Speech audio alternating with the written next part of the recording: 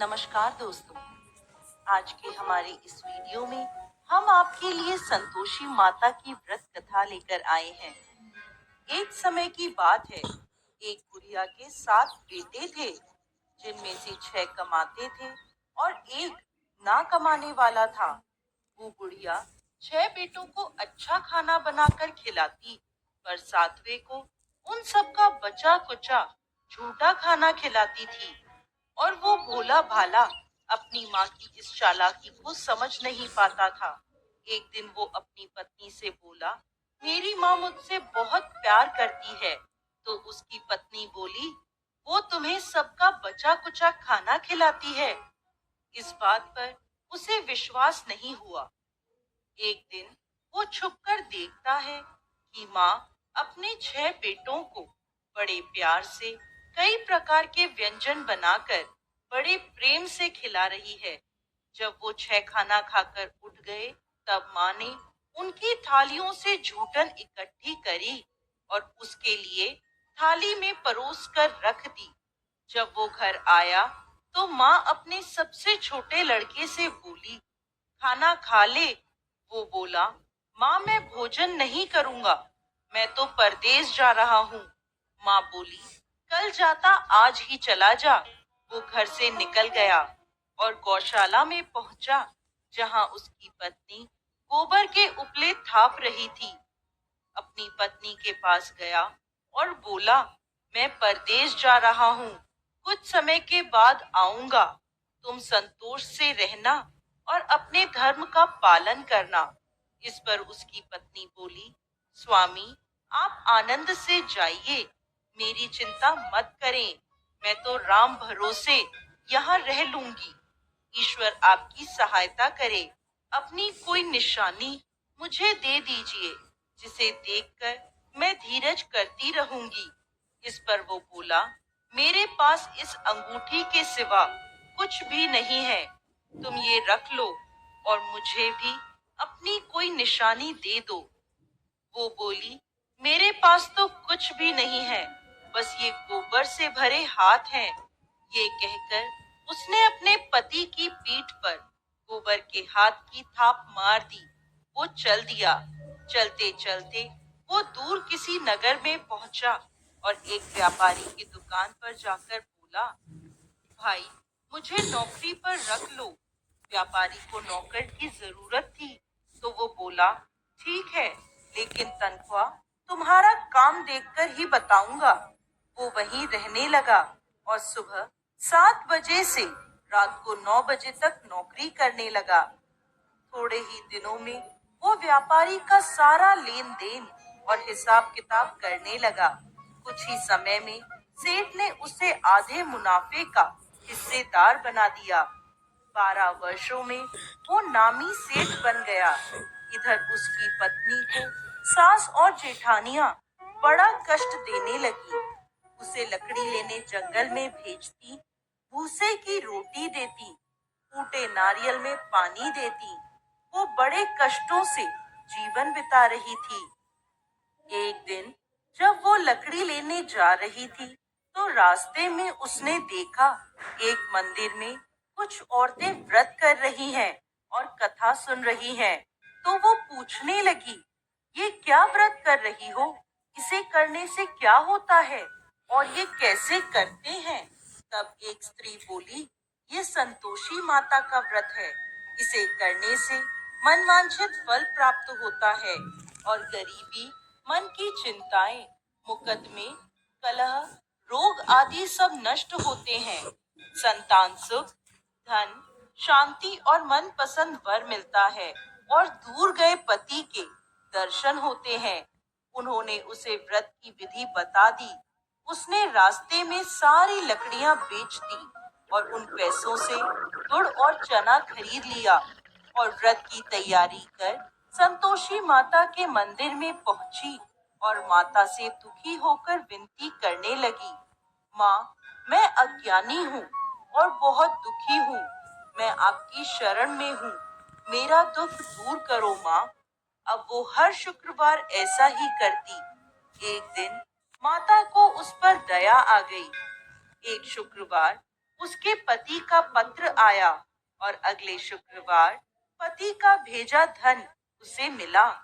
अब वो माता के मंदिर में गई और उनके चरणों में गिरकर रोने लगी। बोली, माँ, मैंने पैसे कब मांगे थे? मुझे तो अपना सुहाग चाहिए। मैं तो अपने स्वामी के दर्शन और सेवा करना मांगती हूँ।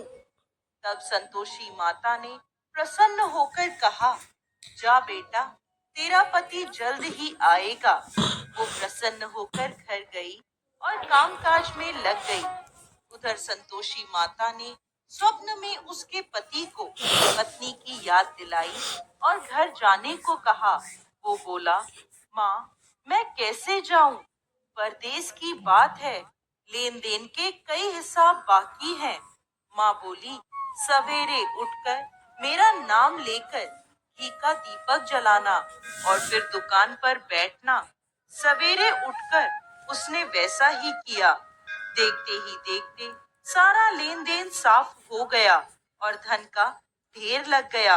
वो खुश होकर घर की ओर रवाना हो गया। उधर उसकी पत्नी रोज लकड़ी लेने जाती और संतोषी माता की पूजा अर्चना करती। एक दिन वो बोली, माँ, आज ये धूल कैसी उड़ रही है? माँ बोली, बेटी, तेरा पति आ रहा है। तू लकड़ियों के 3 ढेर बना, एक नदी के किनारे रख आ, एक यहाँ रख दे और तीसरा अपने सर पर रख ले। तेरे पति के दिल में इस लकड़ी के गट्ठर को देखकर मोह पैदा होगा और घर जाकर आवाज लगाना, सासू जी, लकड़ियों का गट्ठर लो, भूसे की रोटी दो और फूटे नारियल में पानी दो। आज मेहमान कौन आया है? उसने वैसा ही किया।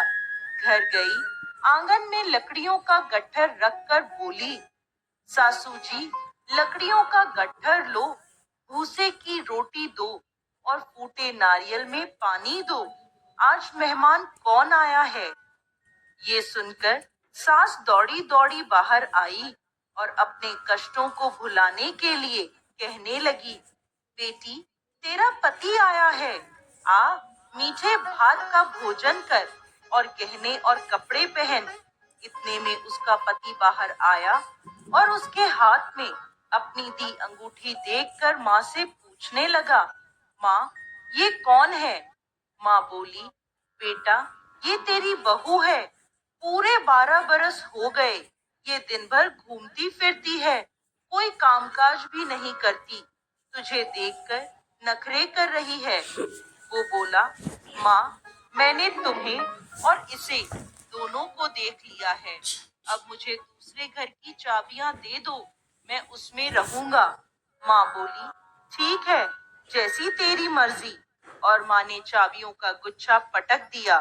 बेटे ने अपना सामान दूसरे घर में रख दिया। देखते ही देखते उनके राजा के समान ठाट बाट हो गए। अगला शुक्रवार आया। वो अपने पति से बोली, मुझे संतोषी माता के व्रत का उद्यापन करना है। वो बोला, खुशी से करो। वो तैयारियों में लग गई। उसने जेठ के लड़कों को जीमने बुलाया। पीछे से जिठानियों ने अपने बच्चों को सिखा दिया, तुम खाने के बाद खटाई मांगना, जिससे उसका उद्यापन पूरा ना हो। लड़कों ने जीमते ही खटाई मांगी।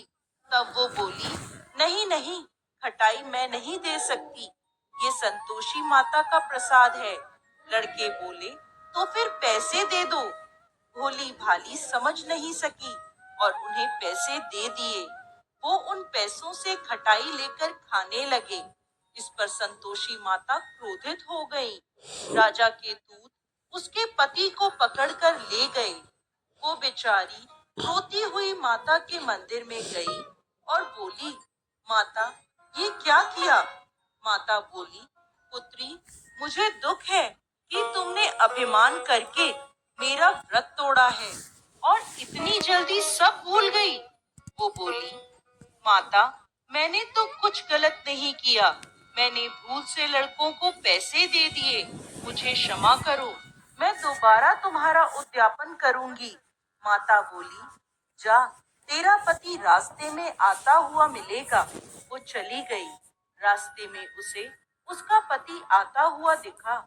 उसके पूछने पर बोला, राजा ने मुझे मिलने के लिए बुलाया था। अगले शुक्रवार उसने फिर उद्यापन किया। जेठ के लड़कों को बुलाया। जेठानियों ने फिर उन्हें सिखा दिया। लड़के भोजन के पहले बोले, खटाई मिलेगी। तब वो बोली, खटाई नहीं मिलेगी। अब उसने ब्राह्मण के लड़कों को बुलाकर भोजन कराया और दक्षिणा दी। संतोषी माता उससे प्रसन्न हो गई और 9 महीने बाद उसके चंद्रमा के समान सुंदर पुत्र हुआ।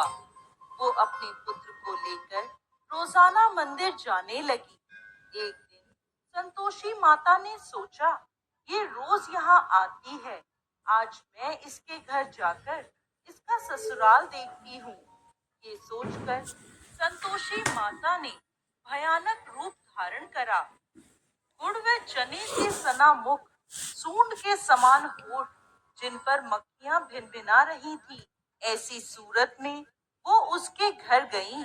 दहली में पांव रखते ही उसकी सास बोली, देखो कोई डाकिन आ रही है, उसे भगाओ वरना किसी को खा जाएगी।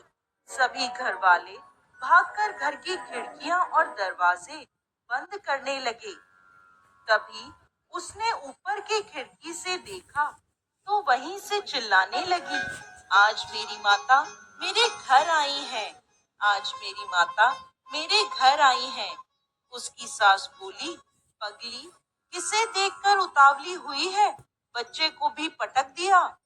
बहू बोली, माता जी, मैं जिन संतोषी माता का व्रत करती हूँ, ये वो माता है।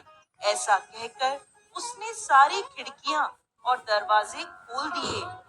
सबने संतोषी माता के चरण पकड़ लिए और विनती कर कहने लगे, हे माता, हम मूर्ख हैं, अज्ञानी हैं, पापी हैं। आपके व्रत की विधि हम नहीं जानते। आपका व्रत भंग कर हमने बहुत बड़ा अपराध किया है। हे जगत माता, हमारा अपराध क्षमा करें। माता बहुत खुश हुई। हे संतोषी माता, जिस प्रकार आपने बहू को फल दिया, वैसा ही इस कहानी को कहते, सुनते और हुंकार भरते सबको देना।